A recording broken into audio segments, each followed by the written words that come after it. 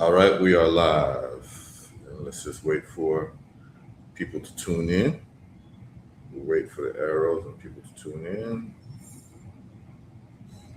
And I'm sure Brother Anthony is doing the intros.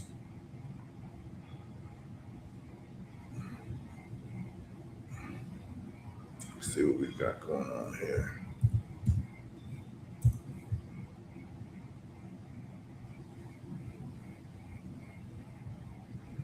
All right. Let's look at what's going on here. All right. We got person tuned in. Are we going to start getting into this as people are starting to log in? Big up Simply Auto 757. Peace to Carlos Mercado. Big ups. Peace to Travis. Big ups, Travis. Travaris. Big up Ogun Ra. Yes, I. Big up Travaris Ogun Ra. A serious name, man. Big up. As people are tuning in. Top of the deity. Bless up. Love plus art equals wellness. Bless up to you. See people are starting to tune in to get this monetary ism that we like to drop every Wednesday. Give people a little bit more time to tune in. Brother Anthony, Sankofa Radio listeners, big up to you all. Brother Anthony, you there? I think your mic is muted, Brother Anthony. Want to make sure that you're getting everything, and the beloved Sankofa Radio listeners are able to hear everything that's going on as well. So I don't have to necessarily repeat myself. Tara T, big up. Tara T. Is this Tara from United Arab Emirates?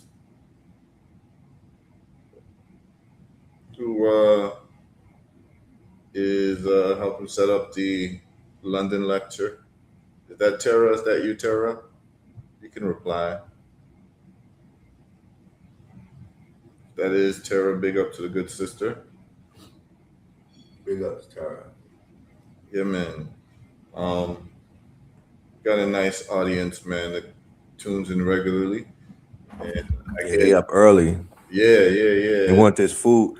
Can we explain to them what happened Monday? I don't want anybody to be Yeah, we missed anything. yeah. So really what happened Monday was a big technical difficulty. So what happened was on Sunday night, there's some children who live on my street who started playing with fireworks. I guess they had leftover fireworks from July the 4th.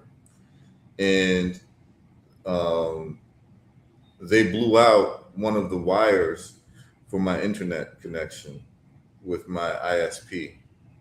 And so I had no internet in my house for about 16 hours.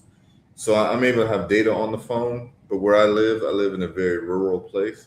And so the data is not the best to be able to do a show. So I had to cancel the show until we could fix the wires. And so the wires got fixed, and so that's why we're on live now. But literally, it was a technical difficulty that was just beyond my control.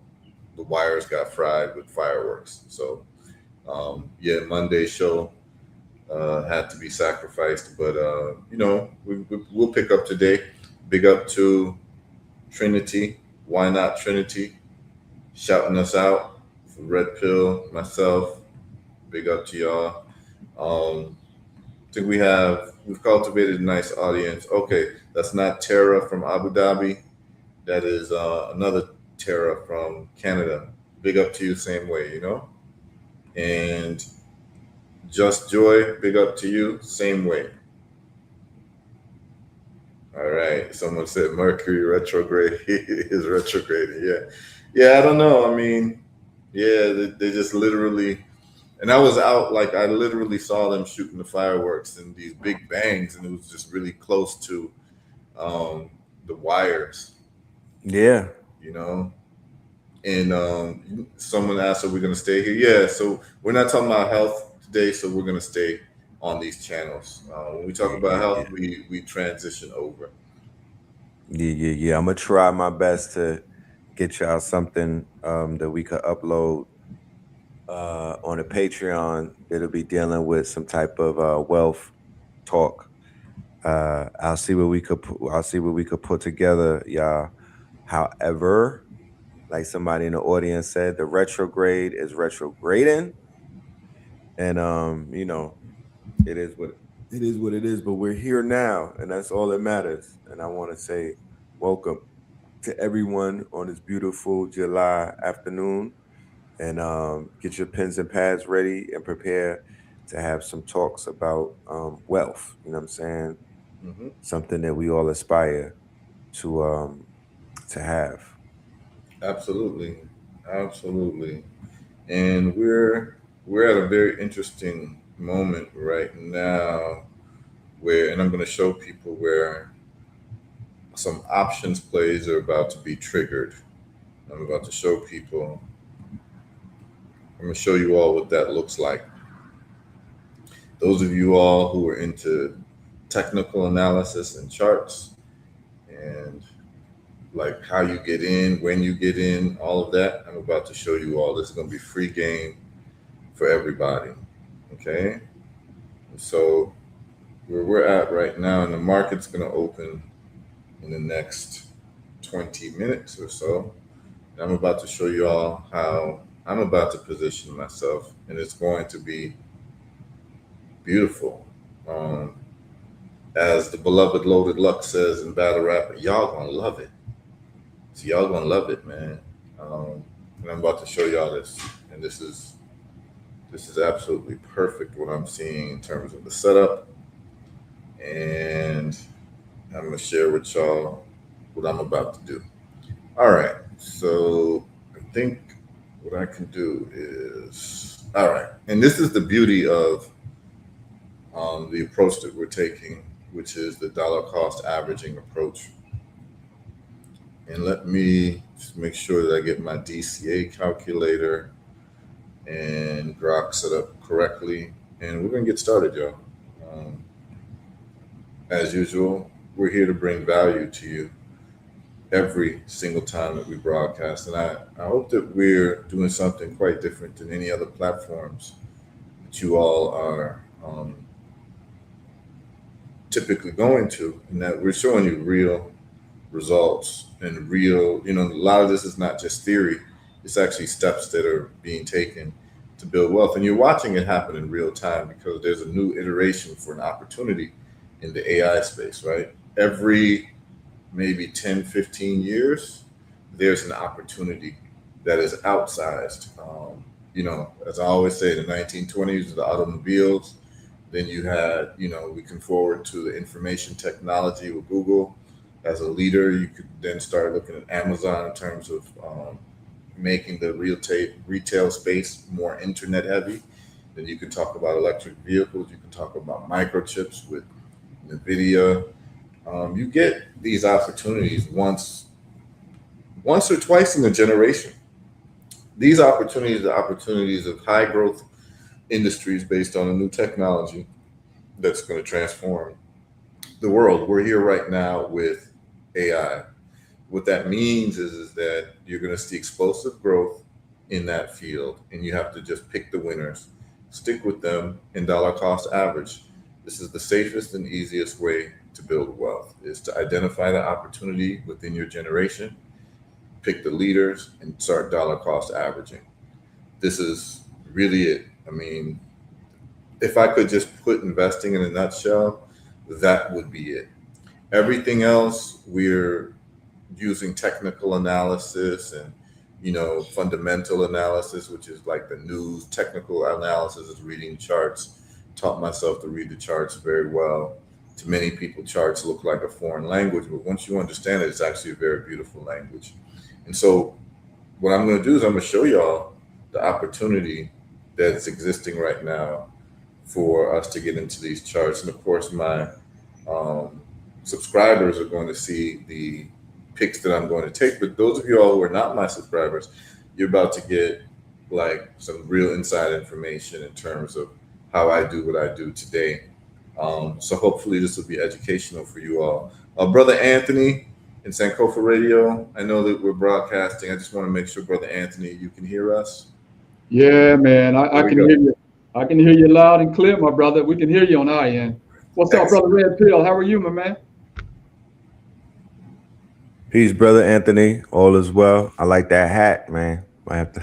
Hey, thank you, brother. I appreciate you. I got to send you one. Yes, yes, yes. That red Yeah, is standing out to me. right on. It's talking to me, man. Indeed. Yeah. Shout out to the Sankofa Radio family. Salute. Yes, sir. Yeah. So what I want to do, just in terms of my housekeeping, for the people who have been asking, sending emails about the London lecture. Yes, the London lecture is on and popping. It will be happening on the 11th of Saturday, on Saturday, the 11th of July, and I'm going to share the flyer here real quick. I'm gonna let y'all know that I've been informed by the uh, promoters, the folks who are bringing me there and putting the lecture together for the community in London. It's sold out. All the tickets are sold out. At least all the online tickets are sold out. And I spoke to the organizer 2 days ago. They will be allowing people to buy tickets at the door. He's basically saying that the information is so important. He's going to allow people to come in until the venue says people can't come in terms of like fire hazard type thing. So it's already expected to be standing room only. This is the flyer, as you will see, 3 days remaining. Uh, Global Legacy Builders presents the path to eradicating cancer and autoimmune diseases with yours truly, myself, Heru Ofori-Atta, illness reversal engineer. And we're going to be not only dealing with cancer and autoimmune diseases, but while I'm in England, I figured let's just cover the main things that are killing people, which is heart disease, diabetes, kidney failure, and so forth and so on. So we're going to cover those as well. We're going to be going over scientific studies. We're going to be going over the side effects of your medications. We're going to be looking at testimonials of people who've used our approach at Herbal Results, who've gotten reversals of these diseases, and then we'll also have protocols for you in terms of what you need to do, the supplements you need to take, the dietary recommendations, and so forth and so on. And as I say, just follow our protocol for 30 days and then thank me later. Okay? So, you start with your 30 days and you start seeing a difference. And you can make it a lifestyle type of intervention where you just change uh, how you eat and the supplements that you take on a regular basis. And so we found this to be very effective in addressing these illnesses. And so the venue will be Doubletree Hotel. It will be Doubletree by Hilton in London and Kensington, 100 Cromwell Road, London, SW7 4ER. We're going to start at noon. Doors open at 11:30, and we're going to be going from noon to 6 p.m. And I will be really doing a rigorous review of all of the scientific literature, getting people comfortable with the science surrounding medicine and surrounding health, and making people really know the methodology that I use and be able to replicate my results so that you don't have to come and ask me questions all the time. You know how to go get the answers, right? I don't want to be your personal health chat GPT, right? Because most of these questions that you're asking me, you can find the answers online. And I know people are asking me because there's a certain level of trust that Herbal Results has built throughout the years. But I also want you to trust yourself. So the whole thing is for you to be empowered and to learn the methodology of healing. And when you learn this methodology, you can't unlearn it, right? And you become a beacon of light to people in your family and your community. And that's what we want to do, right? I don't want to hoard the information and be your guru, your personal guru. I just want to show you how I got the answers that I have and the results that I have, and then we can move forward from there. Okay. All right, brother. You know everybody want to know, is that going to be a virtual event? You may have already answered that. Well, from what I get from the promoters, no, Okay.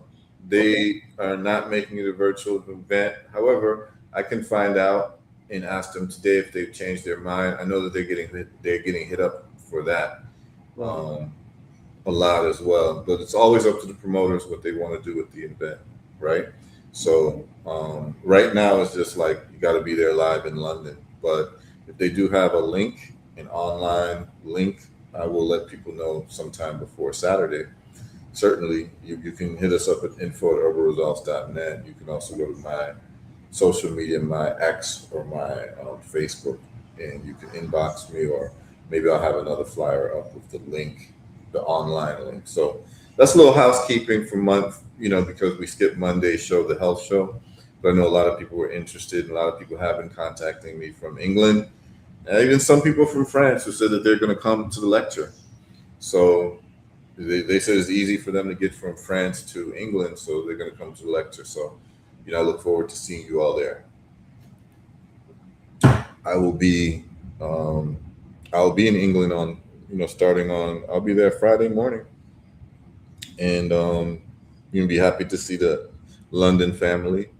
I do have some family members who are in England who I've actually never met, and I'll be meeting them for the first, like blood family members. So, um, you know, we are going to have a good time in England. Be a reunion of some sorts, and have some old time people that I've known online, um, that I've never met. So it'll be good to actually meet people face to face, man. So we expect that it should be good. So let's get into this money. Y'all ready to get into this money, Red Pill, brother Anthony? Is a fish swimming? A All bird flying?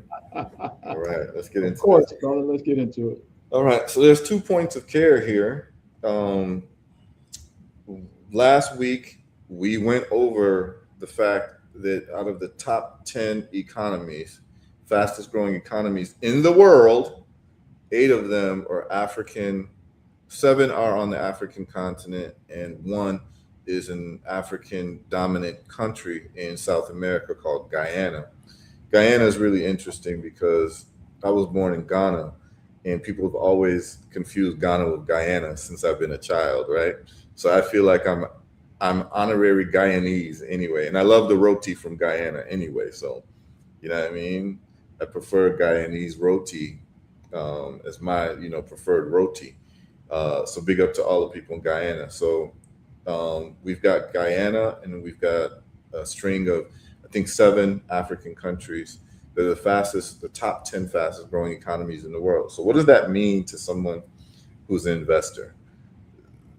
To tell someone who's an investor the top growing economies in the world, and they're in a certain continent, that investor, when that investor gets that information, that investor smiles because they understand what a growing economy means, that you're having businesses that in industries that are really on the runway, and you're able to catch them before they are in escape velocity.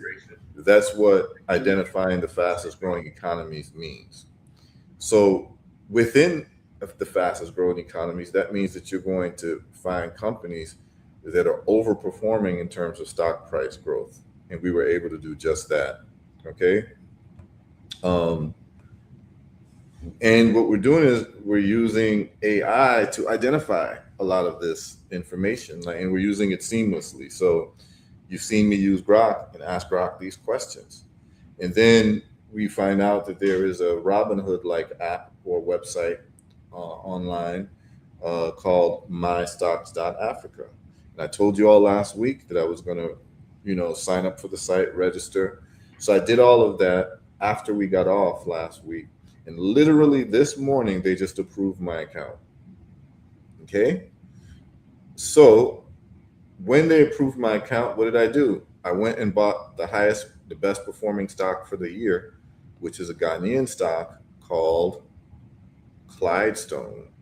So what I'm going to do is I'm going to share with you all what this looks like. Let's just we're going to go to Clydestone real quick, and then we'll get into some of these American stocks as well, which the stock market hasn't opened yet. It will be open very soon, and I want to share with you all my approach. Okay, so we're going to share this right now. Clydestone is ridiculous, absolutely ridiculous. So look, y'all, we've got SanDisk, which is really the top performing AI stock of the year, which is doing about 4,000%. You all remember that, right? Oh yeah. And we also identified Clydestone Ghana, which is doing 4,000%. Yeah, Twyla saying, big up Twyla. Twyla's on it. I hope I'm pronouncing it right. I don't know if it's Twila or Twyla. Twyla said they just approved me too. That means that she's listening and following instructions. Right. She's doing exactly. This is the beauty of this, is that you all are watching this happen in real time. Like everything I'm telling you all that I'm doing, you all have the opportunity to just follow what I'm doing. Mm-hmm. Right? And this is free. You all are getting all this information for free Right. every Wednesday morning. So Twyla just followed what I was doing. She did her, information where they want to see your passport and all, just like they do on other sites where you're dealing, just like Robinhood, right? They just want to make sure you are you.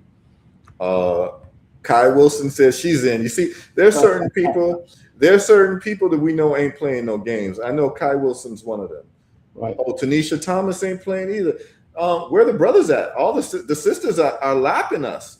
Not that it's competitive, but all the sisters like, I'm in. All right, brother. I represent the brothers, my brother. Okay, good. You in too? Okay, good. So, all right. Nat Negus Cole, big up Nat Negus Cole. He's one of my subscribers at Heru Trades. Good brother, doing great investment work and very knowledgeable. He sends me some tips sometimes online. Big up. And he said he got to get on that myafrica.stocks with. Yeah, because I'm about to show y'all something else. Y'all are gonna laugh when you see it. Yeah, I mean, it's just about getting action, man. It's about who wants to get action. And Kai Wilson got action.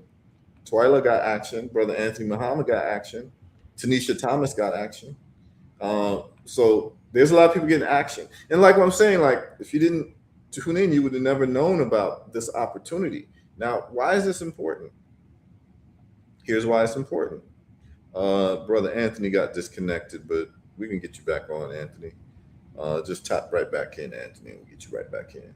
And hopefully Sankofa listeners, I know Sankofa listeners online on Facebook and YouTube are just fine, but I think they're probably not able to hear this on the Sankofa radio station because Brother Anthony's not on. I do not want the Sankofa radio listeners to miss this, what I'm about to show you all, because I know the Sankofa radio listeners, they're the ones hitting me up all the time saying, how can we invest in Africa? How can we invest in Africa? So it's a very special group of people that I want to make sure get attention. And that's the Sankofa Revolutionary Radio listeners. I mean, they've been hitting me up all this time asking me about, hey, Heru, when you go to Africa, can you take us with you and come do a tour? And I'm looking for business opportunities on the continent. And that's the Sankofa Revolutionary Radio listeners. And so I want to make sure that they get this information before I move forward. But I also don't want to slow down the show. Let's just see if Brother Anthony's going to tap right back in, because it's a very special audience. Listen worldwide, but there's a lot of audience listeners in the States who are looking to get some action on the continent. And I want to make sure that group does not miss this. So let me just give Brother Anthony a quick call. Oh, he's back. Brother Anthony, you're back. Go ahead. We're all right. ready. Well, I waited for you. It was disconnected, and I waited for you, and I said very specially that I know that if you're not on, it's possible that through your website, Sankofa Revolutionary Radio website, that the listeners might not be able to hear. I know they can hear it on Facebook, on YouTube, but I know that a lot of people are used to tuning in on the website. And I wanted to make sure that your audience particularly gets this message, because that's the audience that's been hitting me up for the last year on how can I invest in Africa? Give me some opportunities in Africa. Show me opportunities in Africa. Because I know your audience don't play about Africa. Right So I on. want to make sure that, you know, this audience doesn't miss what I'm about to give, because I know that your audience is just really, really serious about investing on the continent. And there's conversations we had about Burkina Faso, and I'm about to show how people can start investing in some of these countries directly in terms of infrastructure projects and what the yield looks like. And some of you all are going to be very happy with this information. And this is mystocks.africa. Okay. So, Okay. all right. So check this out, y'all. So we've got mystocks.africa. Big up to the people who already registered and have been approved. So check this out. This is Clydestone. Can you see this? Yep. Okay. Yes, Gladstone. Glidestone right now is trading at 29 cents a share, US dollars. Mm-hmm. Okay. Check this out.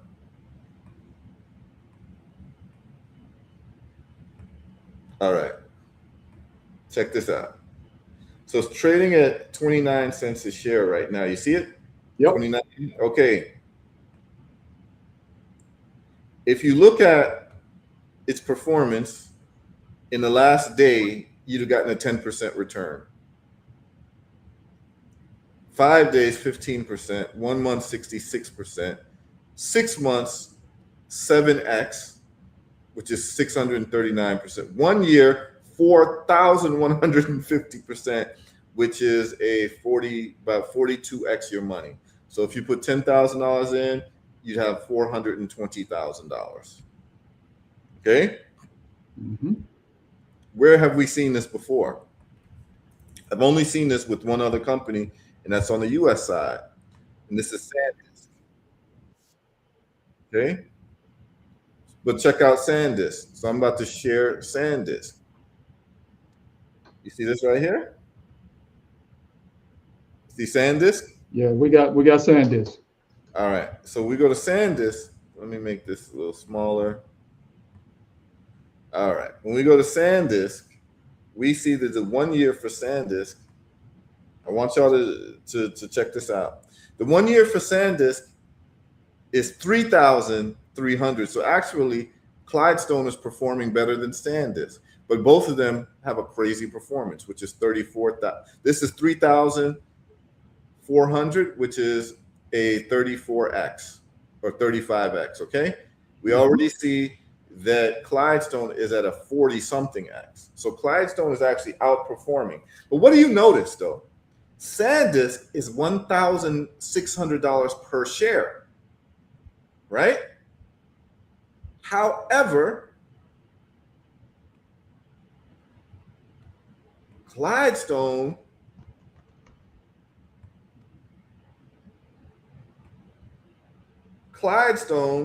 is 29 cents per share. Mm. Which company has more upside in terms of just if you look at pure math, right? Other words, if we're looking for something to 10x, what's more likely? SanDisk, what SanDisk price right now is $1,600 per share. So SanDisk would have to go to 16,000 for us to 10x from today. However, this Clydestone to 10x just needs to go to $2.90. What is more seen in the stock market? Something going from 1,600 per share to 16,000 per share, or something going from 29 cents per share to $2.90 per share? The latter. It's more likely that you're going to see a 10x with Clydestone just based on numbers than you will with SanDisk, even though they're both doing ridiculous growth. Okay? So check this out. I just got approval. And so I did just a sample buy. I'm going to be buying more, but I did a sample buy of $20. And how did I fund my account? I did it. There's two ways to fund your account. So you're able to see the screen? Yes. Okay. Yep. Everyone sees that in the last year, you got 4,100% with Clydestone. Okay. Mm-hmm. So the question becomes, well, once I get approved, how do I do it? Well, you go live. That's the first thing you do is you have to click live. Instead of demo, you go live. Once you get approved, you go live. And then you got to go to wallet. Okay? Yep. Wallet is going to let you add funds. And there's two ways to add funds.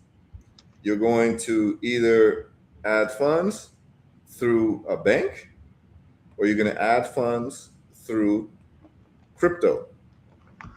Okay? And so I have crypto, and the crypto is immediate. The bank transfer takes 1 to 3 days. Do you see that where it says 1 to 3 days? Yep. I don't want to wait 1 to 3 days. Okay? And there's no fees in doing this transfer. You see how it's free? But I don't want to wait 1 to 3 days. So what did I do? I was able to use what they call a stable coin, which is USDC or USDT. Okay? And basically I went into my wallet of my personal wallet that holds my crypto, and all I did was take a picture, and I made sure that it was in the right network. So you're going to use the Ethereum network if you're doing USDT. No, if you're going to do USDT, you can use the Ethereum network, or you can use the Tron network. And I can tell you all right now, the Tron network for USDT is more expensive in terms of doing this allocation. Okay, I'll give you real numbers. So for transferring my money using the Tron network for $20, it cost me $4. That's egregious. That's 20% on my money. Okay, that's egregious. However, I sent another $20 using this network, which is the Ethereum network. You see ERC20, that's Ethereum, and it cost me 60 cents to send the same $20, okay?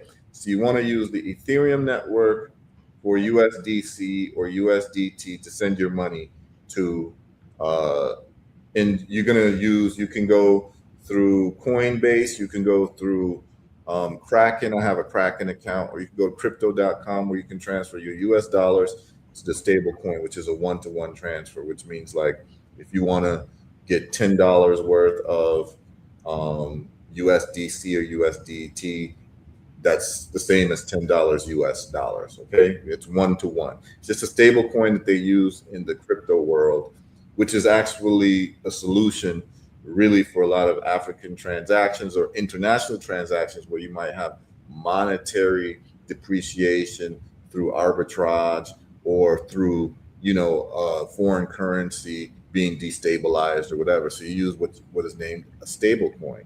It actually changes a lot in terms of doing business on the continent or in South America or whatever, because you can now rely on the stable coin instead of having the currency in the local currency that might get degraded with, a president of a country taking a loan from the IMF, which degrades your currency, right?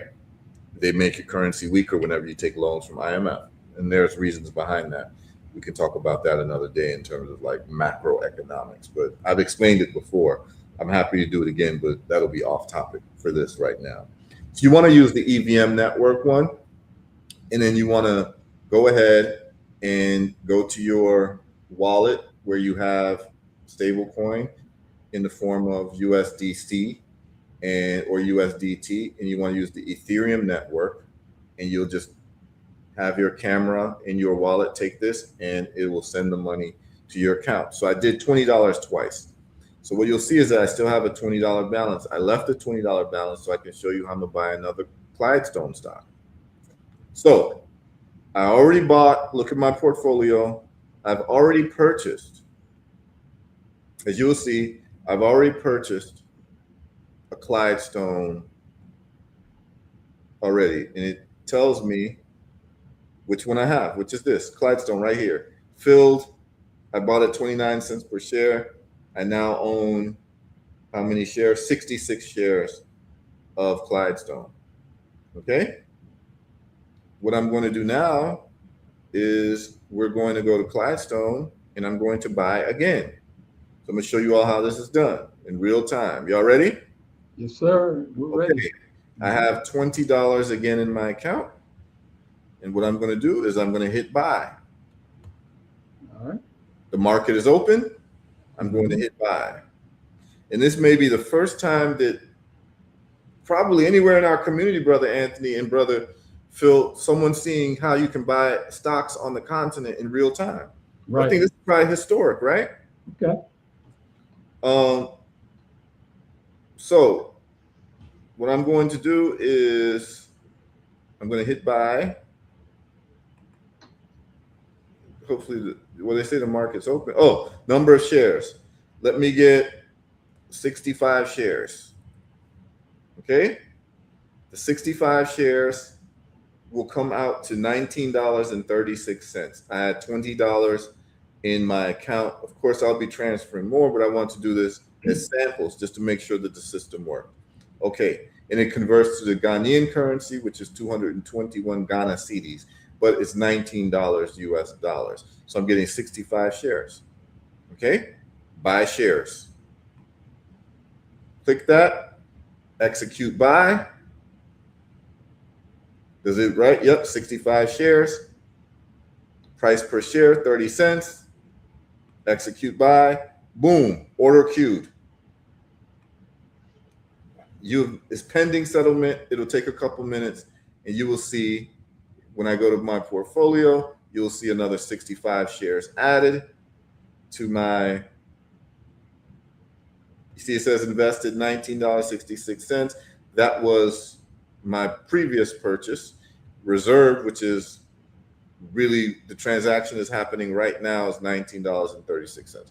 So today I've invested $40 into Clydestone. Okay. And you see this is pending here.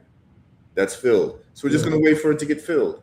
Once it gets filled, I will now be an owner of an explosive stock on the African continent, and everyone will be able to do this. All you do is start looking at what's performing and start doing some due diligence on those companies, and you can get into that growth as well. Now, we talked about investing in, let's go to dashboard. We talked about investing in countries. So here's what I had suggested and what a lot of people don't know. So let me go stop sharing so I can talk to the people live and direct. So listen, a lot of us who follow the world and travel, someone says it easy to DCA. Yeah, I mean, you can, I can actually search if you can do automatic buying, and you may be able to, but you can DCA yourself manually, like every week or every month, whenever you're comfortable, you can DCA into those stocks. Yes, absolutely. Okay. Peace to you as well. Look to Africa stocks. Is Clydestone trading at 30 cents? Yes. We went over that. Tranquil Moon. Use ETH on base for cheaper gas fees. Yes, that's exactly what I did. My gas fees were, which is basically your fees to transfer the currency from one wallet to the next, was a lot cheaper using Ethereum. Okay, so yeah, Tranquil Moon, you're absolutely correct, and I proved it this morning. Okay, someone said the comments are covering the screen. Yeah, I'll take the comments off when it's not necessary. All right. Yeah, I'll take them off when it's not necessary. And Soul Reason says for sure. Yeah, I think, I don't think a lot of people have ever seen this before. And my good brother Henry Time is in the house. That's my brother from another mother. Big up Time. One of the greatest poets that I've ever encountered, man. So, Henry Time, big up, man. Peace and love to balance soul. All right. So what we're going to do is give you all a little primer. So listen very carefully, y'all. There's a lot of us who saw what's been happening with Burkina Faso in the development of that country. where Ibrahim Traore has pretty much taken over and is doing chapter 2 of Thomas Sankara activities, in terms of being a hero for our people and kicking out the French and taking a hard line on developing the country in a very serious way. Anyone who's not familiar with it, just do your due diligence and put in Burkina Faso 2026 development. And they've built more roads in the last year than previous governments built in the last 30 years.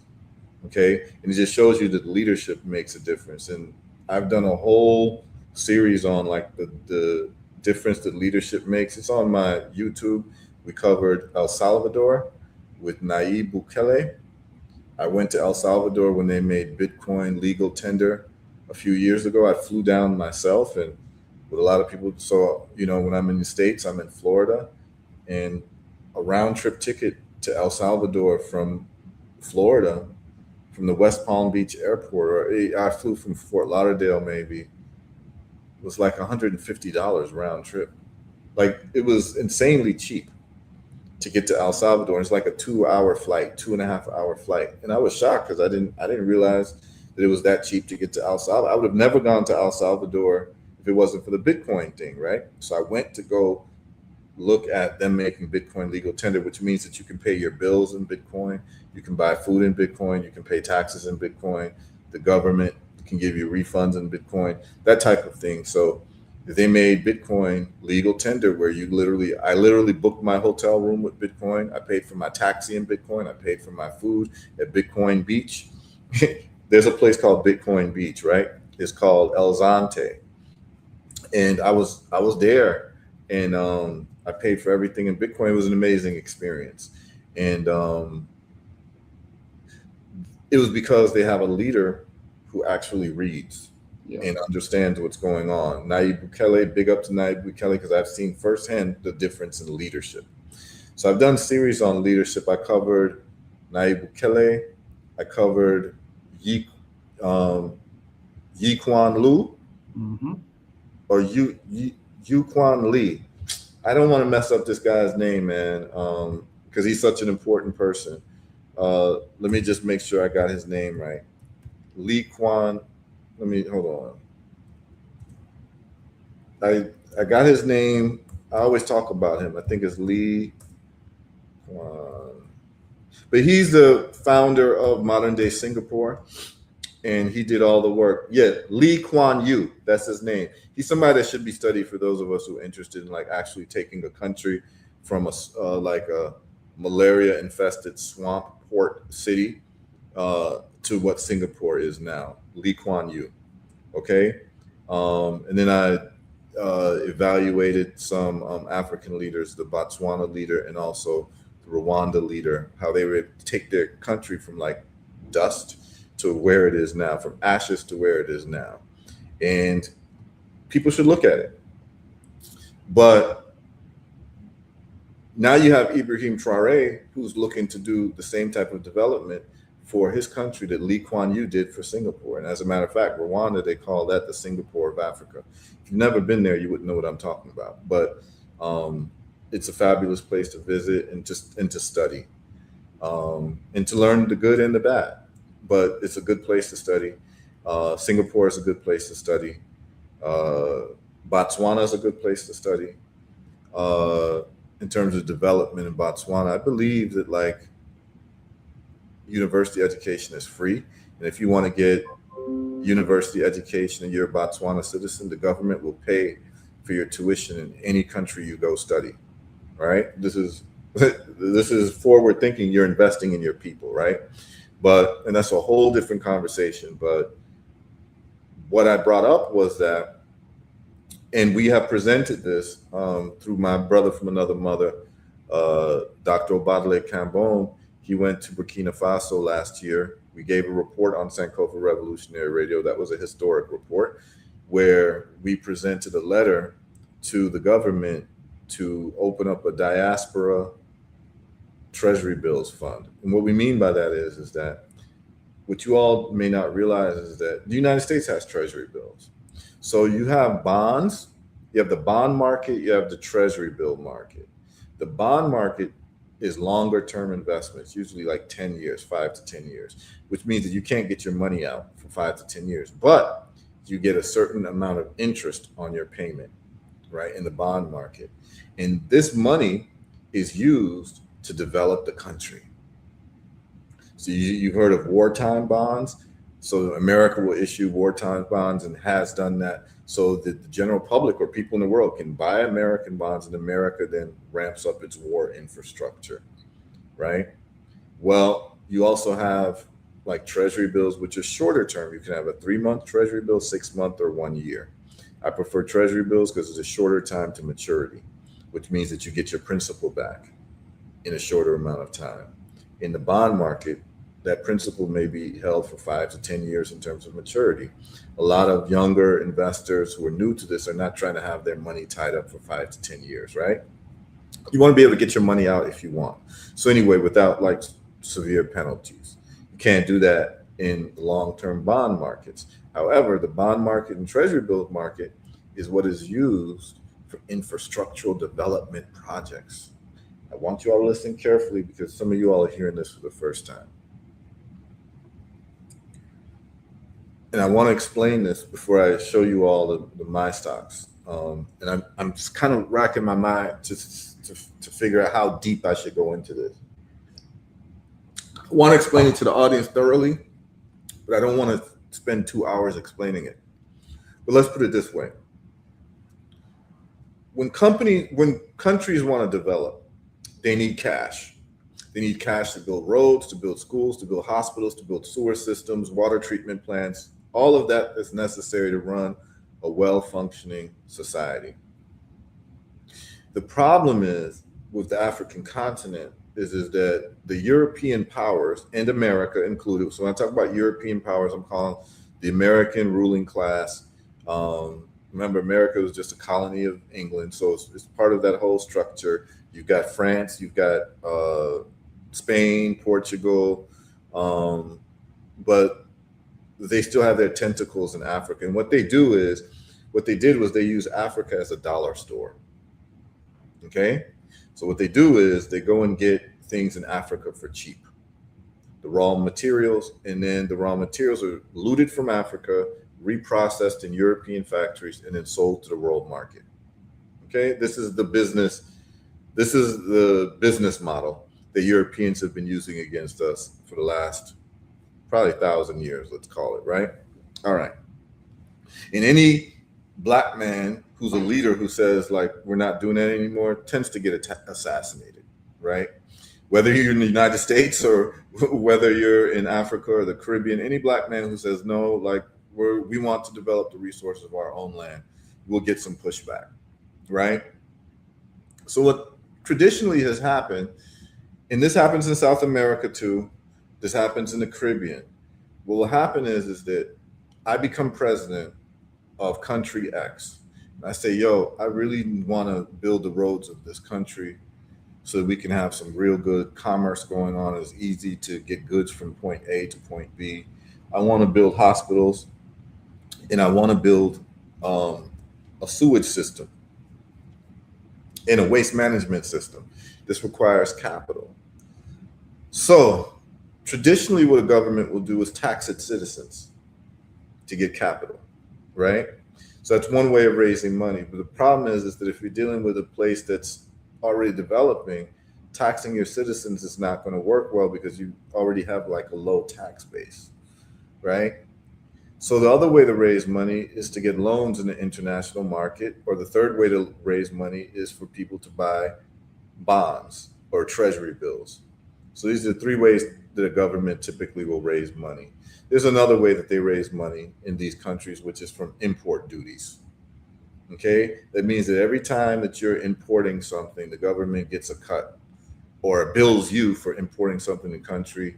And it's a poor way for government to raise money because what it does is it makes things more expensive for the local people because you've got not only shipping costs, but also the duties for things to actually clear customs to come into the country, right? It's repressive for developing countries, right? But what happens is that if people want cars and you don't make cars in your country, you have to import the cars. And so the way that they make money, like, so for instance, in Barbados, which is like, I love Barbados, but what I don't love about Barbados is, like, if you want to import a car to Barbados, it's 100% tariff. What do I mean by that? You buy a $30,000 Honda, you've got to pay another $30,000 for it to clear the port. You're paying twice. So every car you see driving down the road in Barbados, the person paid twice. They paid for the price of the car and another 100% for the tariff for it to come in. Do you see how people are getting, like, abused? It's a problem, but this is the way that they raise money. Governments raise money. So you hope that the money's not being stolen by some, like, foolish people who might have leadership for a couple of years. But if you have great leadership, at least they might take that money to help develop the country. Okay? So these are the four, and tariff is a tax basically, but these are the four types of revenue that a country can get: is taxes on income or sales or transactions. You can call that the duties too, or just a form of taxes. Borrowing money, or treasury bonds, treasury bills or bonds. Okay, so these are the ways that a country raises money.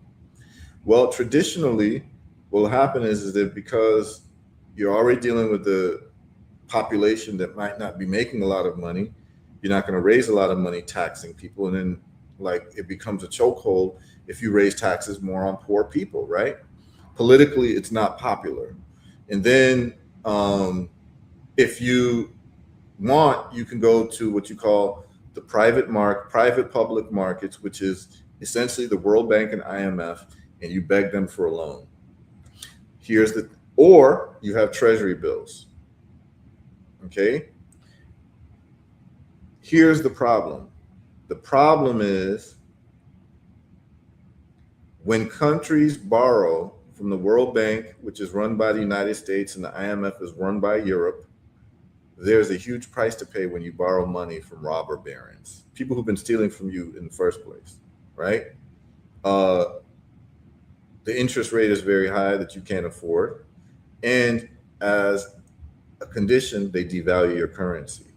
They devalue your currency to make exports cheaper so that their businessmen in their country can flood your market at a cheaper rate. So here's the deal. They just devalue your currency. But what happens to you, it makes it cheaper for them, but what happens to you is it makes it more expensive for your people. Heru, give me an example. Here's the example. Say, for instance, and anybody who's, like, from the Caribbean or from Africa or from South America, you know this. Give you an example. And I saw this in Jamaica, but I don't even have to be country specific, right? Let's just say that I am a citizen of country X, and my government that I'm living in borrows money from the IMF. And let's just say before they borrowed the money, it was one of my dollars to, let's make it more realistic, two of my dollars to $1 US. Right? So that was the exchange rate, 2 to 1. So it takes two of my dollars to get $1 US, right? But the politicians in my country decided that they want to borrow $100 million from the IMF to build roads. Okay? As a condition for the loan, of the $100 million loan, that they're going to charge me maybe 15, 20% interest. Listen to this. I have to devalue my currency. So it being 1 to 2 or 2 to 1, now it's 4 to 1. What does that mean? That means it now takes 4 of my dollars to buy $1 US. What does that mean on a practical level? That means that, okay, today's Wednesday. Let's say today's Wednesday, and the currency change is going to happen tomorrow in terms of the devaluation of my country's currency. Guess what happens? if that vehicle that I was going to buy from the United States or from wherever cost me $20,000 on Wednesday, $20,000 US, it still costs 20,000 US, but for me to access the $20,000 in US on Wednesday, I would have to pay 40,000 of my currency, right? On Thursday, I now have to pay 80,000 of my currency for the same car. But my wages haven't changed, which means now that you've stolen my time. Why am I saying stolen my time? Is because most people get paid hourly. So if I had to work 100 hours, let's just say I had to work 1,000 hours. Let's make it more realistic. And I was getting paid $20 per hour. I had to work 1,000 hours or 2,000 hours to come up with the 40,000 of my money to get that $20,000 car because it was 2-to-1.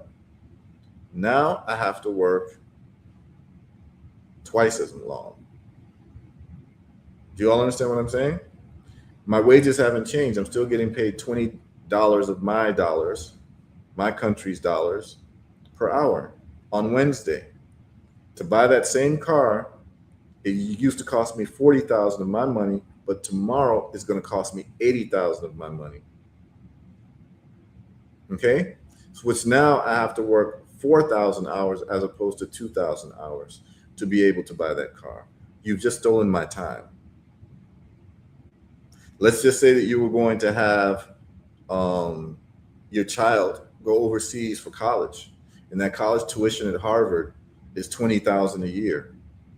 It used to be 40,000, right? Because it was 2-to-1 of my local currency to pay for my child to go to Harvard. Tomorrow, Harvard hasn't changed their tuition, but the currency relationship between my country's currency and the US dollar has changed from 2-to-1 to 4-to-1.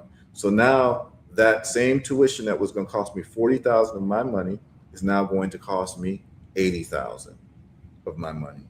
I have to work twice as long to pay for my child's tuition overseas. This is time theft in a form of slavery. This is what's been happening to countries over and over and over and over again. This is why countries have a hard time competing because of these economic policies. Now, from the money lender's point of view, do you understand how slick this is? When you devalued someone's currency, remember they were going to pay you 20%. They've actually now paid you more than 20% because you've devalued their currency. So now they're paying you double what it is. So on top of the 20%, you're getting double the currency that you were going to get regularly because you devalued the currency. Do you see how this game is working? Okay. You see that? How this game is working? And so it becomes a problem. And so one of the solutions is treasury bills.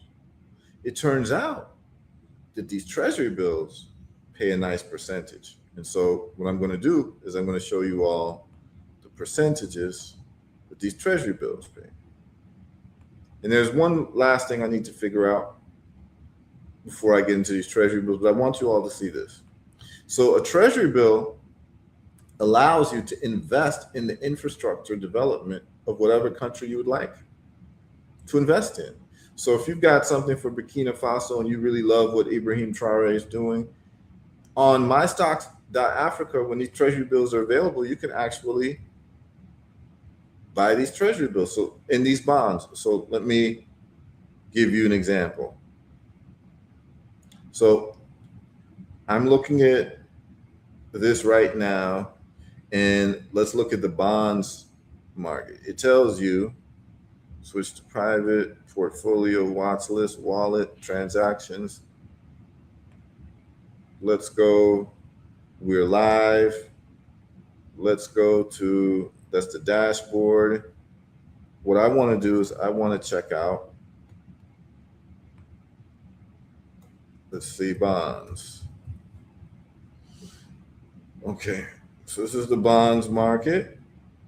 So you see you have bonds here. So these are the bonds. So these are the bonds that are available right now. So you can get bonds in South Africa, Nigerian, Ghana Stock Exchange bonds, and then also for the Francophone countries, bonds here. Okay, so when you click it, this is the return that you're looking at. So let's look at Nigerian Stock Exchange. Okay, they're giving you 12.5% on this bond here. Now, if you're getting something like 7, 8% in a mutual fund in America, you're supposed to celebrate. But you literally have a guaranteed bond with you investing in the infrastructure of building Nigeria, and they're going to pay you 12.5%. You see this right here, APY yield? They're going to pay you 12.5%, but your money will be held till 2035. So I don't favor this. It's too long term. But every 6 months, they're going to pay you 6.25%, which is 12.5 for the year. So if you put $10,000 in here, every year you're going to get $1,250, which is $625 every 6 months. And it's going to go on until 2035. So it becomes a form of income for people. And then at the end of it, you get your principal back. Okay? Here's the thing. I don't really like long-term bonds. I don't want my money to be held for 10 years in anything that I don't have the opportunity to liquidate whenever I want. Because who knows what happens? You might find a better opportunity. You might have an opportunity, someone might say, man, Heru, I'll give you 100 acres for $20,000. And I might want to access that money and get 100 acres to, put up a mango orchard somewhere, in the world. And it's like, I need to be liquid. So I don't like to be locked off of my liquidity. That's why I don't like real estate per se as an investment to just buy and hold and then have tenants. If I do real estate, I'm usually probably going to do farming because I need to start monetizing. And farming is a lot better than having tenants complaining to you that the toilets don't flush and stuff like that. That's just me. And I don't want to evict anybody. Like a single mother, she loses her job and now I got to evict her. I don't want to do that. So if I do real estate, I want to do like farming basically and processing farm goods into like powder or flour or stuff like that. That would be something I would do in terms of real estate. But let's just say you need that cash right now. You can't get it if it's tied up in a bond for 10 years. I don't like it. So here's the deal. You can go to mystocks.africa/Africa-bonds. And what it will do is it will give you all of the different bonds that are available continentally. And this also includes treasury bills. I told you all that I prefer treasury bills because treasury bills are usually 3 months, 6 months in a year. Bonds are much more long-term, and it'll tell you bonds and all of that. So here's one right now for South Africa. The maturity is 2030. That's too long for me. 2035 is too long. 2032. This is what's available right now, but it will tell you whenever something does pop up, right? So these are the 3 that are available right now. Everything else that says 0% yield, it means it's not available. Those that don't show up are not available. So what they're telling you is that if you want to invest in Nigeria, you can get 12.5% for the next every year until 2035. If you want to invest in Kenya infrastructure and development, you can get into this one right here, and you can get 11.5. And this is you doing nothing. And it tells you the minimum is $1,000. This is just you putting it in there, and you get 11.5%. You'll get a deposit of that money. It's almost like a dividend for a stock, basically. You just get this money, and it's every 6 months you get the money until 2032. And so those of us who are on our Marcus Garvey assignment, who want to develop our continent, this is a great opportunity to do it. Because what you're doing is that if you buy bonds and treasury bills, and I hope that they'll get more treasury bills on here as opposed to bonds.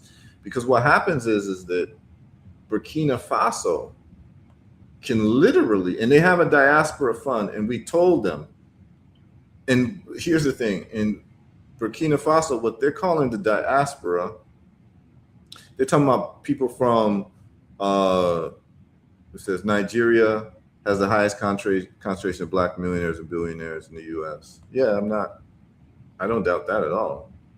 And then here's the beautiful thing too, which I'll be doing today. You can actually, speaking of Nigerian billionaires, and we'll do something probably on Dangote. There's an IPO that you can now, you see how you had a SpaceX IPO? Well, Dangote is building oil refineries across Africa. And again, remember, they treated Africa as a dollar store. So they would just take our oil, go refine it in Europe or somewhere else, and then sell the oil back to us. Dangote said, no, we're going to refine the oil on the continent. And he has an IPO to do that. Okay. And his oil refinement facilities are incredible. I can even show you all right now.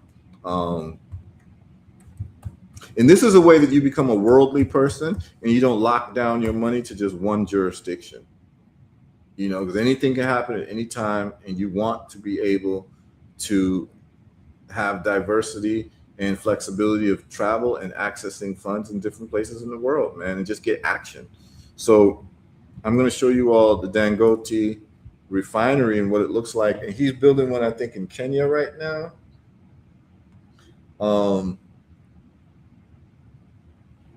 I want you all to see some of this, just so you just like know what the vibes is and what's happening on the continent quietly under people's noses, where serious people are repositioning ourselves. So I wanted just you all to see the layout. Okay, this is probably some of it. This is what I'm talking about here. This is the only thing I really care about. Development, manufacturing, infrastructure development for our people worldwide. And Dangote has taken it upon himself to use his own money to do this. So here we are. This is Dangote right here, wearing the brown. But this is what the facility is looking like.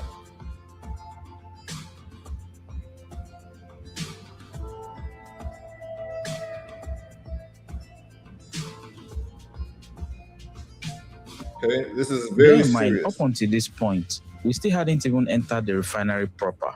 So after leaving the jetty, came the moment I had genuinely been waiting for the entire day. We're finally heading into the massive Dangote industrial complex itself. And honestly, I was excited, but at the same time, a little anxious, because what most people see online are only drone shots and area shots, but being physically here changes everything.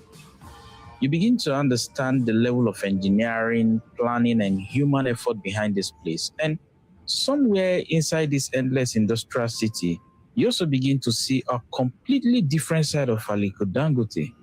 Not just wealth, but scale, vision, and obsession. The refinery alone sits on over 6,500 hectares of land here in Ibejuleki.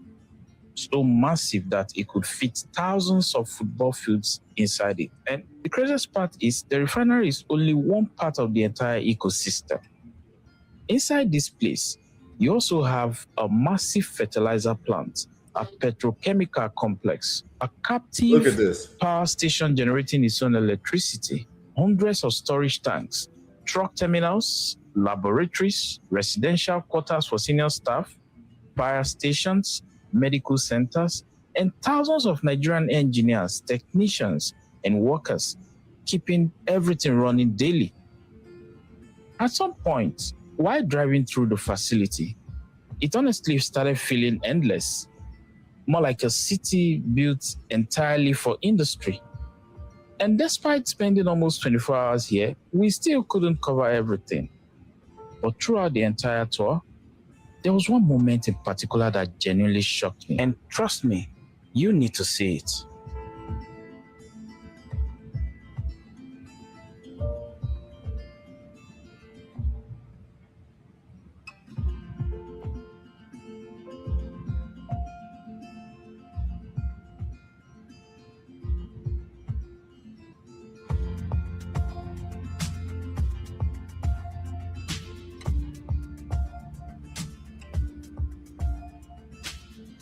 And look at all this infrastructural development for this oil refinery.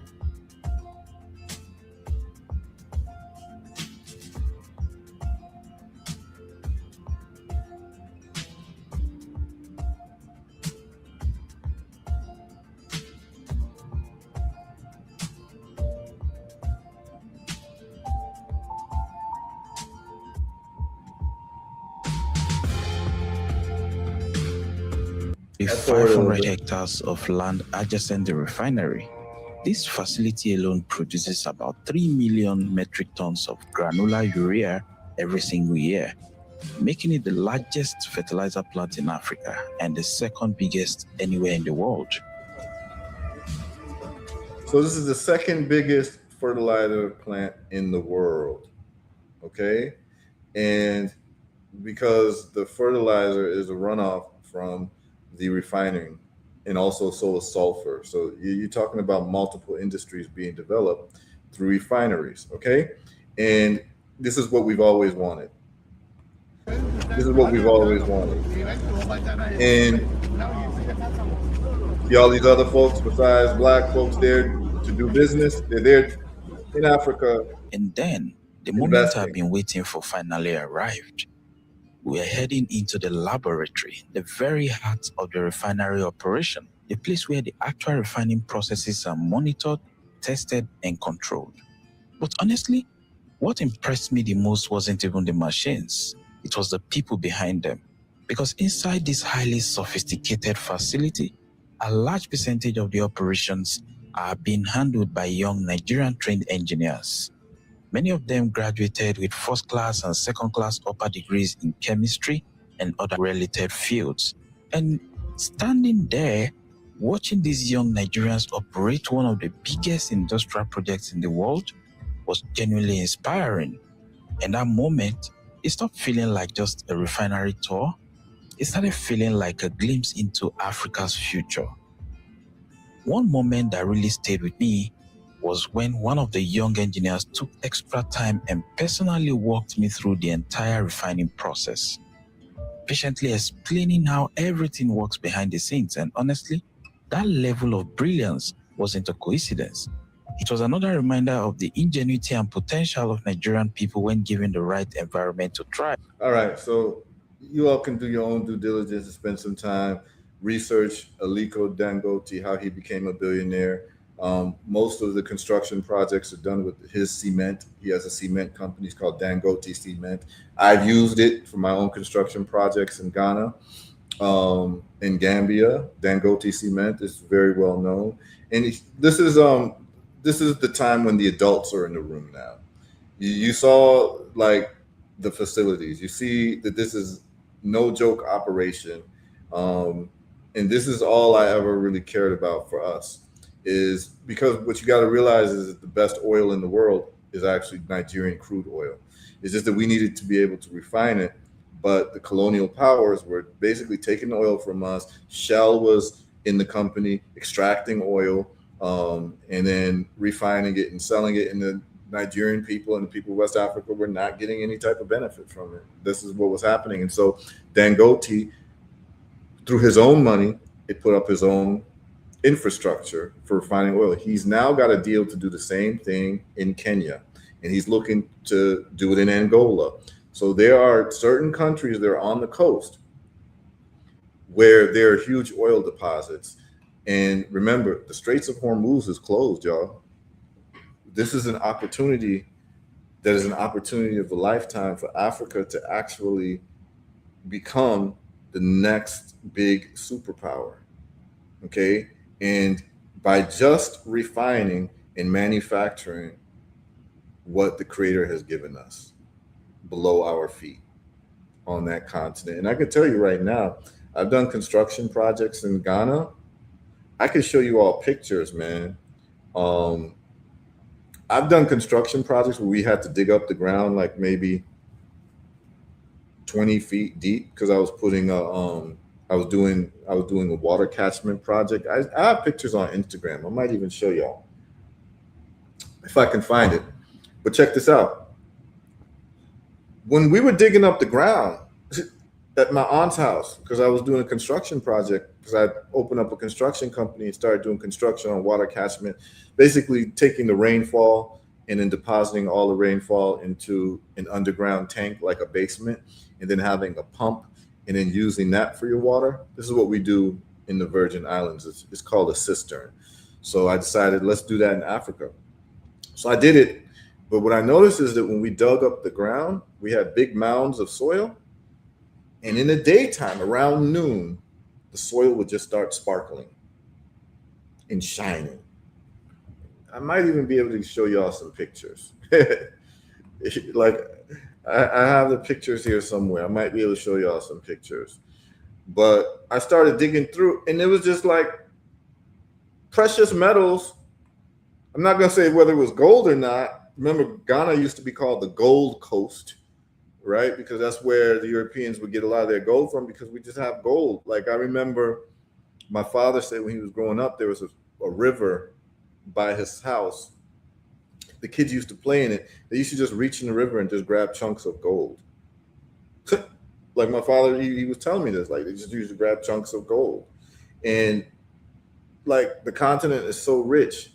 Do we have not had an opportunity through colonialism, slavery, wars, CIA, COINTELPRO operations? We've not had an opportunity to develop ourselves globally to be a great representative of our people worldwide. Because when people see that you come from, whatever you want to call yourself, understand that the whole world looks at you when you're Black and they associate you with the continent that they think you come from. Just like when you see an Asian person. Remember, there was a time when China was not a superpower, when Chinese goods used to be seen as inferior. Oh, that's from China, that's going to break down. But now China is the standard for manufacturing. So when you see an Asian person, you attach them, whether they were born in San Francisco for the last 10 generations, whatever, you still attach them to their main country or their main continent. And based on how people feel about that continent, whether it's a superpower or it's underdeveloped, this is how they're going to look at you, right? So whether you want to attach yourself with the continent or not, understand that from your Black, you got skin like me, the whole world looks at you that way. And so the best thing Marcus Garvey figured out is that we have to develop our continent if we're going to develop ourselves worldwide and get the respect that we need to get. I'm not going to go into politics and identity politics with folks right now, but those who understand what I'm saying. And so the opportunity to invest in the infrastructural development of the continent is not only something that for some of us is a moral mandate, but also is something that will give you a great return on investment. As we talked about last week, based on some studies, the best place for return on investment right now is Africa. And we can get into that as well. You all can do your due diligence on that. Boris Cujo talked about it. There's other studies that have talked about, other investors who've talked about their best return on investment is actually investing in Africa. And the reason is because Africa is on the runway right now, getting ready to take off. And what Dangote is doing is everything that we ever wanted. And guess what? We have an opportunity to invest in a Dangote IPO. And this is it right here. And this is what it looks like. Carlos, welders. Yeah, I mean, we definitely need welders, man. And holler at me, like there's projects that I'm doing. And like my most favorite people to talk to in the last few years is Black engineers. That's who I want to talk to. Like engineers, that's who I love, because they're the ones who build everything. They're the ones who build your roads, your factories, your cars, your everything, engineers. So, and as a matter of fact, China is run by engineers. The ruling party of China, all the members are engineers. I believe that the leader, Xi, is a chemical engineer. And this is why China looks like the way it looks, and it's overtaking the United States in terms of power because it's run by engineers. That's a whole different conversation. But it's for you to understand where the world is and where the world is going. But what my stocks.africa is allowing you to do is just like how you want to get into SpaceX, you can get into the Dangote IPO. That's it right here. You can get in and you can put in a subscription amount, which I'll be doing, so that I will be able to get into this and get some shares before the IPO even happens. So they're allowing people worldwide to buy Dangote IPO stocks, which I will be doing and sitting on that for the next several years because I know what he's doing. And we have some of the best crude oil on the continent. And for the first time, it's being refined properly where we can compete with the rest of the world. And you see that there's problems in the Middle East. This is the great opportunity for Africa to rise while these folks are at war, while the Arabs and the white man are at war, or the Persians, which is including the Arabs too, because you have the Gulf states, but Iran, they're not Arabs, they're Persians. But as the Persians and the Arabs are fighting each other with the Europeans, remember, these were the orchestrators of the slave trade in terms of the Arabic slave trade with our continent and the European slave trade with our continent. And they're at war with each other right now. And it's the perfect time for Africa to get its licks back economically so we can become a strong force. And it is only done with investment in engineering. And we have the opportunity to invest. Now, in terms of these bonds, I'm going to show you all this. I'm just showing you all what I'm doing. So I will be applying for the Dangote. And you just put in the amount and you submit your interest and they'll allocate for you. So I'll get it before the IPO even happens, y'all. So I'll be already in on it. Just like people were in on SpaceX before IPO, I'm going to be able to be in on Dangote before it IPOs. Okay, and I don't know what the IPO date is, but I'll look at that. But I want to get in early on this. This is definitely a 10x. Like, there's no way. This is just a 10x. So I'll be 10xing my money with Dangote all day, every day. I know what's going on, and so the opportunity is there, and so it's something for you all to look at. So that's how you do it. Now, I'm going to show you all this. Burkina Faso. Anytime I see treasury bonds available with Burkina Faso and some certain countries, I'm going to be getting into that as well, because recently they went around the IMF and they raised a lot of money through what they call in their diaspora fund, which is treasury bills. Okay, here it is. All right, you all should know this information, right? So check this out.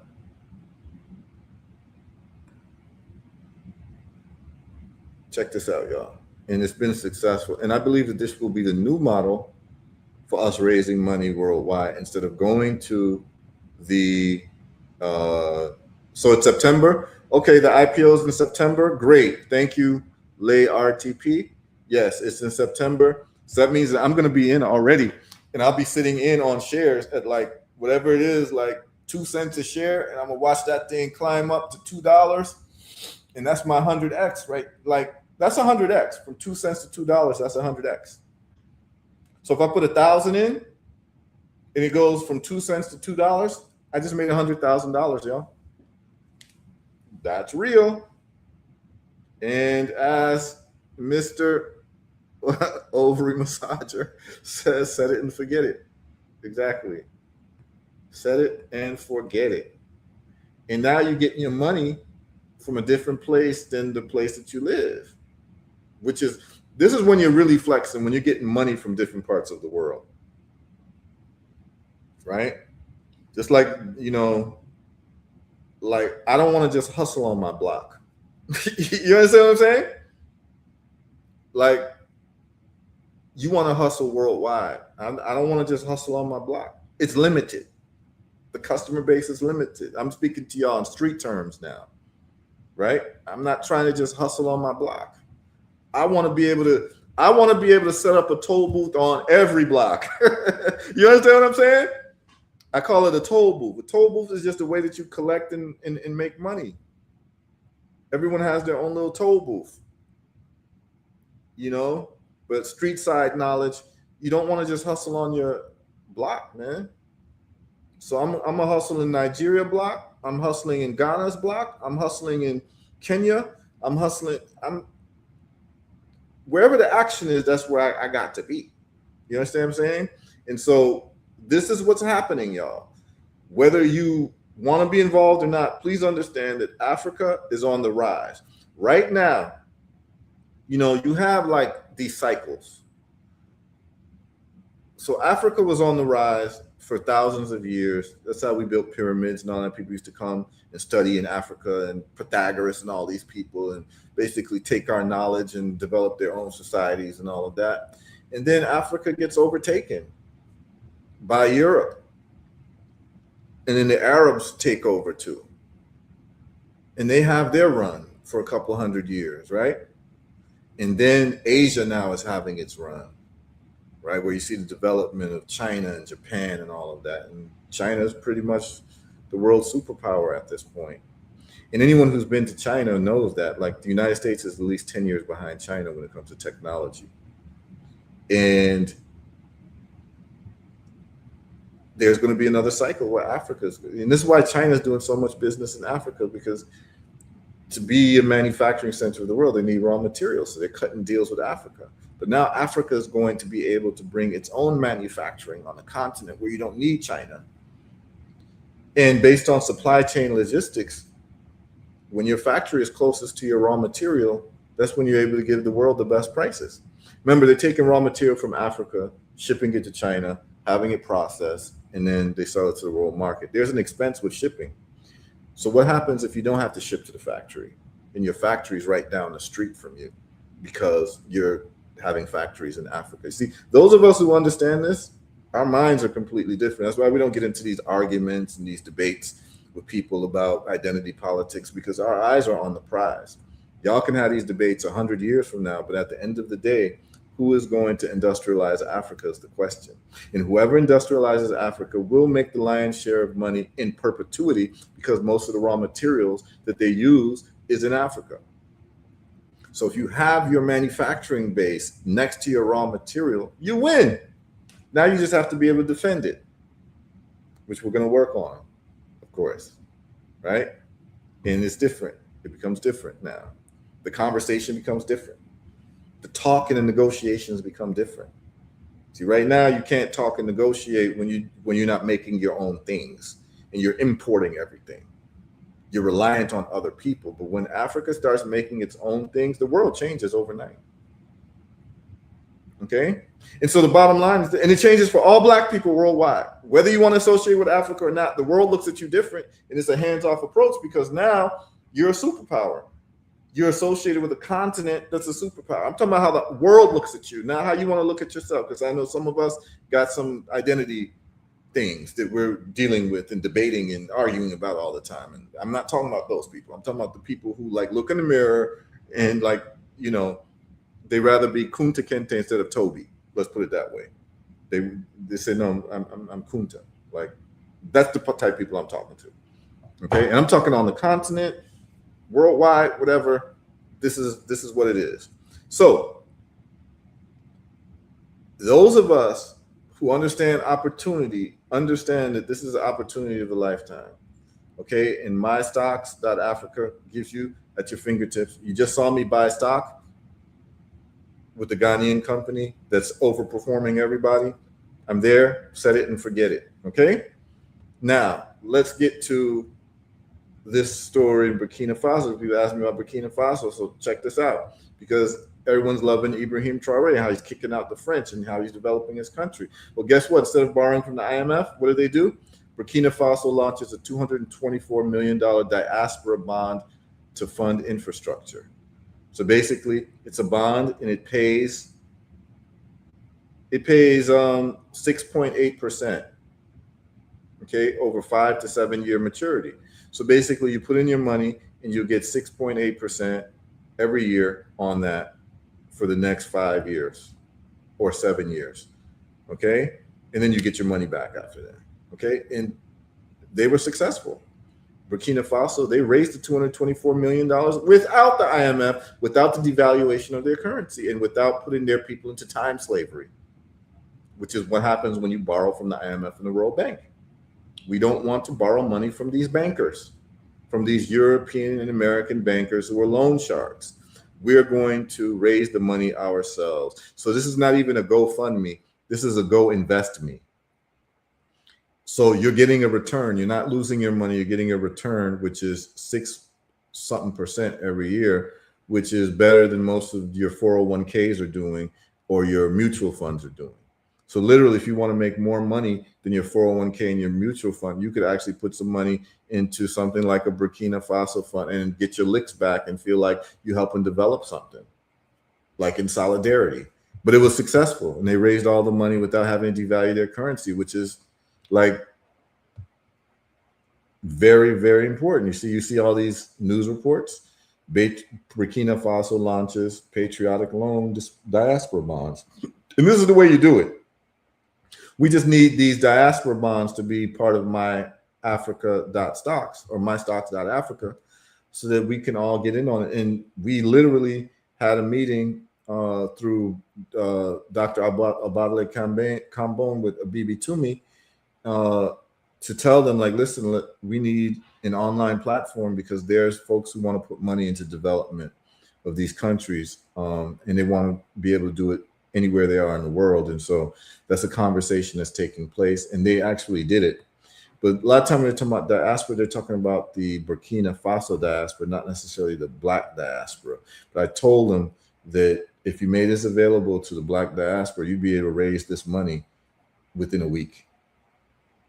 Okay, because I get contacted all the time with people, man, I want to go to Burkina Faso. I want to see what's happening. I want to invest. I want to, and there's so much interest that it's an opportunity. So what would happen is, and what I'm hoping that will happen is that these bonds and these treasury bills become a referendum on African leadership, on Black leadership. So I don't care if you're the president of Jamaica, the prime minister of Barbados, president of Ghana, president of Nigeria. Based on how you're performing, we're going to vote worldwide. Like, if we love what you're doing, then we're going to invest in the development of the country because we know that you've managed funds correctly and you're actually helping build the country, and we're getting a return on our investment, right? It becomes a referendum every year on the best African leadership. And whoever's performing the best will get the windfall of the money from the diaspora worldwide to help develop the country. And that's it. And those who are squandering the money, you get nothing. Those who are wasting the money, you get nothing, right? But if you are actually, you're kicking out the oppressor, the downpressor, you're developing the land, you're building roads, you're building hospitals, you're building schools. I got 5 on it. I got 5 on it. Trust me, I got 5 on it. If you're a leader, because I've seen what Nayib Bukele did in El Salvador, and he's doing Bitcoin bonds. That's a whole different conversation. It's the same conversation, but he's raising money through Bitcoin bonds outside of the IMF, and the IMF is very mad at Nayib Bukele because these leaders are figuring out we ain't got to do business with people who've been exploiting us for the last 500 years. Why would we do that? We are going to put out bonds where people in the public can actually give us a vote of confidence with their dollars and they get a return on their investment. That's the way it has to be. So if you're a leader in anywhere of the world, we're talking Black folks right now, and you're performing well, please know that Heru wants to invest in your treasury bills because I know that I'm going to get a higher return than Bank of America is going to give me 0.01%, but I can get 6%, 7%, 12% off of Burkina Faso or Nigeria. That's a no-brainer. That's a no-brainer. And it's different because I travel a lot. So like I be in Lagos, eating egusi in Lagos is different when you got Nigerian bonds. You understand what I'm saying? If you're an investor in a country, you now have a vested interest to see that country do well. So you invest in a country by buying bonds or treasury bills. So what I'm saying is that if I'm an investor in treasury bills in Nigeria, my relationship with Nigeria changes. I need Nigeria to succeed because when Nigeria wins, I win. And this is the type of relationship you're going to start having with each other, right? Because this is what unity is about, having skin in the game with each other, where my success is tied with your success is tied with my success. That's why myself, Red Pill, Brother Anthony, we united to get this information out to people and to expose our channel listeners to real content, because Red Pill success is my success. My success is Red Pill success. When we have these types of relationships with each other, man, the sky's the limit. There will be a certain sector of our people who will always go for division and always go for disunity. Put those to the side. They are a constant, just like E equals MC squared. C is the constant speed of light. You're always going to have detractors and people who don't want unity. It happened all throughout our history. Nat Turner got snitched on by people who didn't want black unity. Gabriel Prosser got snitched on by people who didn't want black unity. Kwame Nkrumah got overthrown by people who didn't want black unity.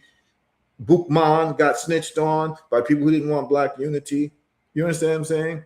These people always exist. Leave them alone. There's no argument for them. They're fulfilling their historical mission.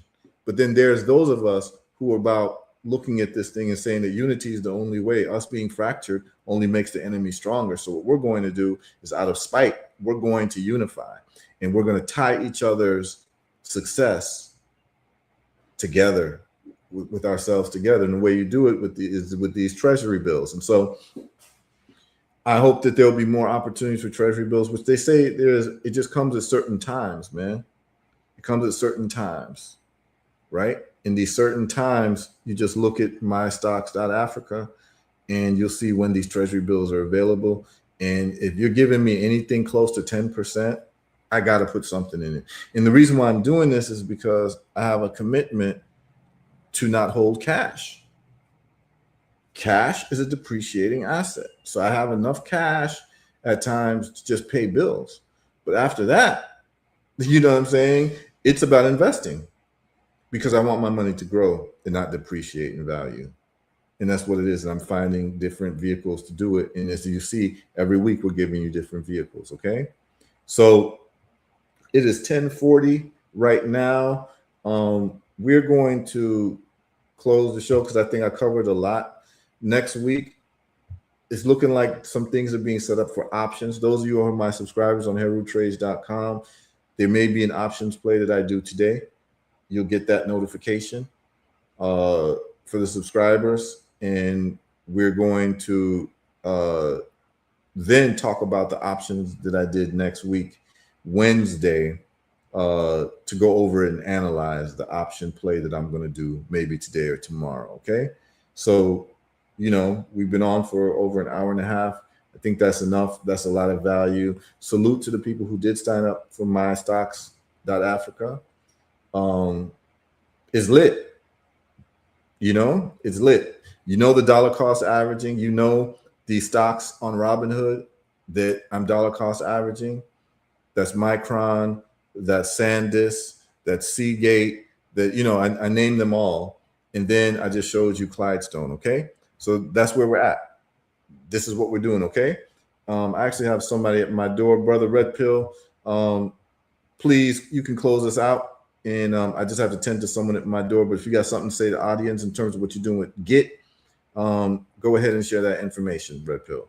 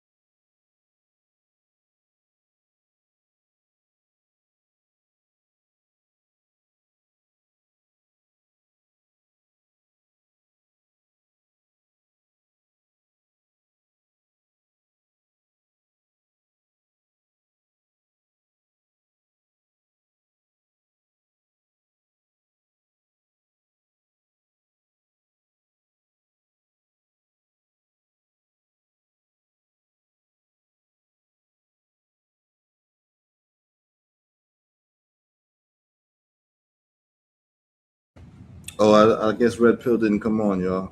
Um, I just had to answer my door. I had someone at my door. So hopefully this was good for y'all, man. Red Pill, you there? Yeah, I'm right here. Yeah, I had left for a second and asked you to come talk about any comments you have and what you're doing with Git. Oh, Uh, yes, yeah, yes, please do yes. that. Family, we have a powerful, powerful, powerful Git build workshop beginning today on Wednesday at 8 p.m. This is a continuation from the workshop that we started called Get Money. And what Get Money was is it was a collaboration that I did with a brother who's an engineer. His name is Hitsayu Aku. And what he was teaching us was the intricacies of a site called GitHub. A lot of people may not be familiar with GitHub. However, if you are anywhere near, if you're even touching on the border of technology, you are familiar with GitHub. It's the home of repositories, open source code, and it's really just a digital office in so many words. You know what I mean? GitHub has about 3 or 4 layers to it. So we spent about 30 days learning about Git Money. Now it's time to take the repositories and implement Git build. And then after this 30-day workshop, Git invest is our next endeavor, which is going to coincide with the Invest Fest. Because what we've noticed and what we've realized is that we now could build out these repos, especially with Fable 5, the new technology that Anthropic just released. It is it could do a one-shot prompt. You could do a one-shot prompt, meaning that you could actually build a website or a mobile app with one prompt, right? It's going to take a few hours and that prompt has to be detailed. You need to have like you need to upload a PDF of, you know, all of the instructions and everything like that. But we're dealing with some very powerful technology, ladies and gentlemen. It is of no surprise that the U.S. government pulled those products off of the shelf, because when you really think about it, and especially now that we're talking about the stock market and everything, these are major disruptor tools that could potentially collapse Fortune 500 companies. They could disrupt it. Um, Not overnight, because, you know, in order to pull, you know, a $1 billion or $1 million company off of the to disrupt it, you're gonna have to build up that app, or you're gonna have to build up that technology.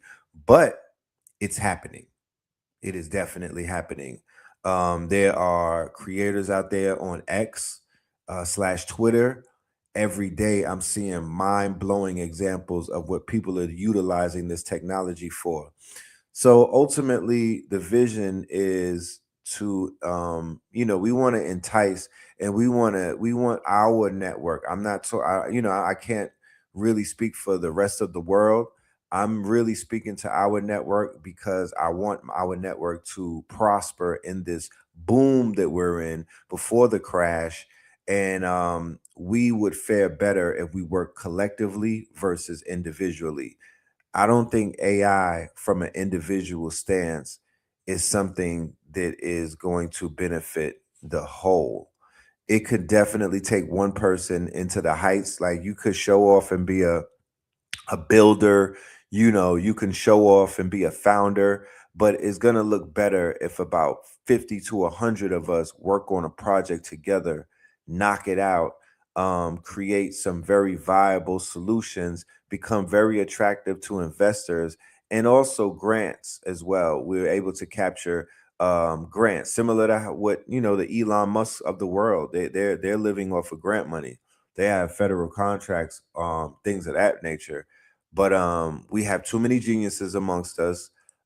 We have too many people who were in corporate America who gave a lot of years and whatnot of their life. They have organizational structure. They know corporate language. They know how the corporate structure is. They know boardrooms. You know, all of these things, you can apply that to the technology. You can apply that to agentic AI. You could build up a 100-man organization, and it could be all agents, you know, working in your behalf, working in our favor, working towards solutions. Let's not even get into the trading bots and how they're doing and whatnot. So yeah, we have opportunities, y'all, and we're gonna take this and we're gonna run with it. We're not looking back. We're not asking for approval. We're not quote unquote. We're not doing anything of of the sorts. We are moving, right? Kinetic knowledge is what's moving us. And I do want to announce August 1st, August 2nd, August 3rd, 72 Claws in New York City. We are going to be in New York, New York. All right. And I'll keep everybody updated with that. We just made that announcement yesterday. I'm going to drop the link in the chat so you could sign up to our program. This workshop is exclusive for only the top members of the Patreon. It will, you'll have your opportunity to be a part of it. But this is a standalone. This is going to be a workshop that's basically a standalone. I'll drop the link in the chat so everybody could get the opportunity to be with us. All right. Yes, sir. And also the good brother Hitsayu Aku will be returning for this, along with a brother Ampu. All right. Will be the ones who will be teaching this workshop. Excellent. Yes, yes. Great. So how can people get a link for that? I'm about to drop it in the chat right now. Okay. Yes, sir. We just waited for it to be dropped in chat so people can avail themselves of this opportunity. Oh, for sure. When you really think about it, brother Heru, this is literally how someone can sit back in the comfort of their home office while working, a 9 to 5, while basically, grinding and whatnot. This is the opportunity for anyone. You know what I'm saying? It doesn't matter if you're a beginner. It doesn't matter if you have a little bit of knowledge of this of AI.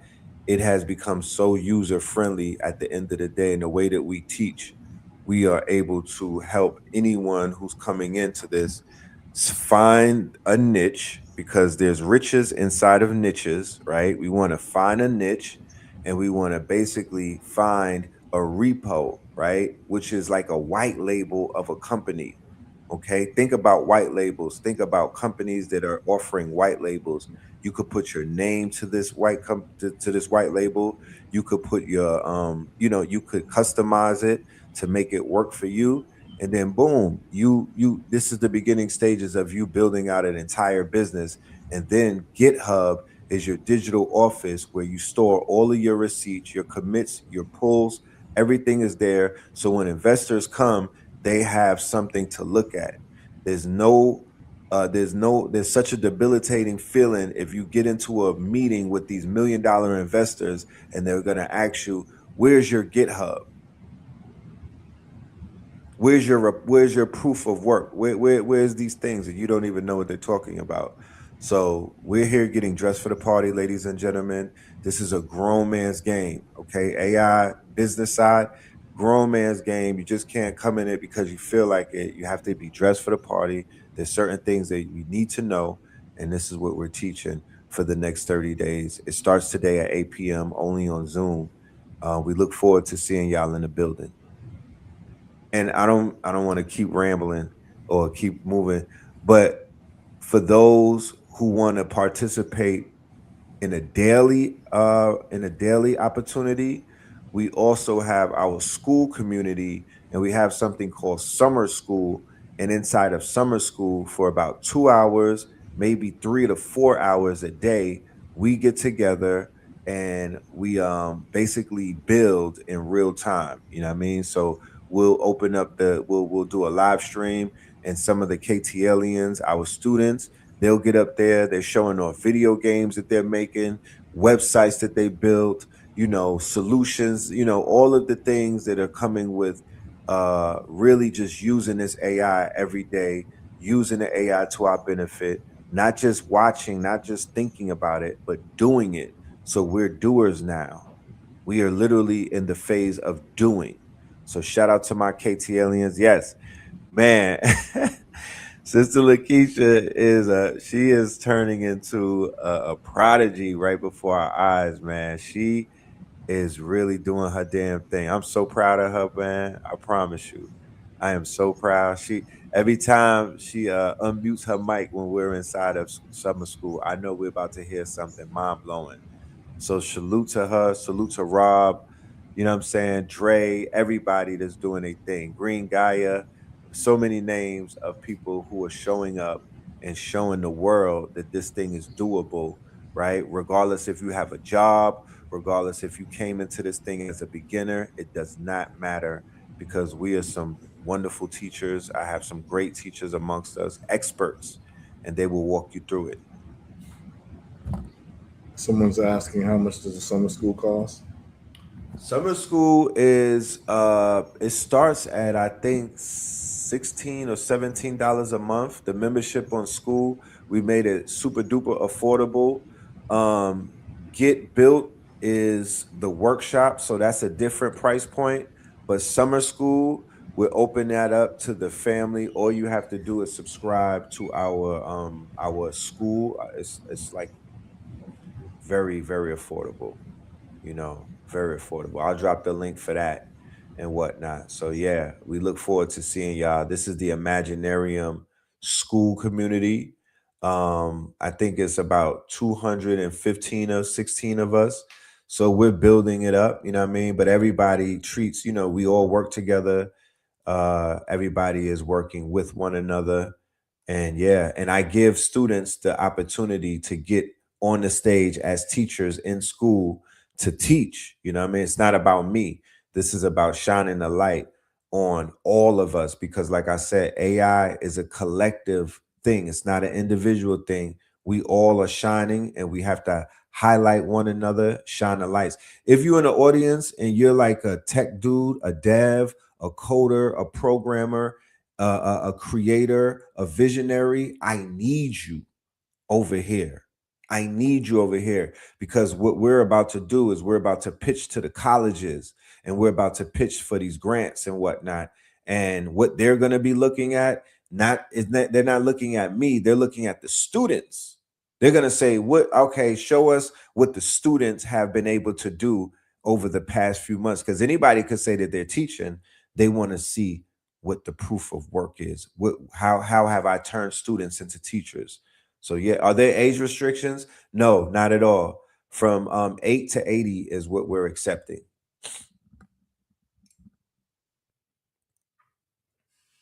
No age restrictions. Excellent.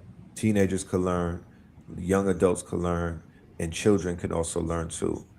We have a way to break everything down and explain it to a 10-year-old by using the LLMs, by using the chat and everything. So we make it doable for everybody. Excellent. Yes, Excellent. yes. Yeah, man. So we're gonna sign out on Monday. This Monday show, I'll be broadcasting live from London, England. Yes, And sir. we'll probably have some testimonials. So get ready for some people with some British accents coming on here. And There'll be the FIFA Bowl on Monday with the Yeah. British family. yeah. So we're expecting about 10 folks coming, 10 or more coming with some cancer reversal testimonials. So I'm trying to get one or two of them to call into the show on Monday and for them to tell their story. And we'll be recording a lot of footage as well from the lecture. And I'll be taking calls on Monday for anyone with any health issues. Just tune in on Monday. And then next week, we'll be going over probably some of these options plays that I'm going to do this week. So we covered Africa.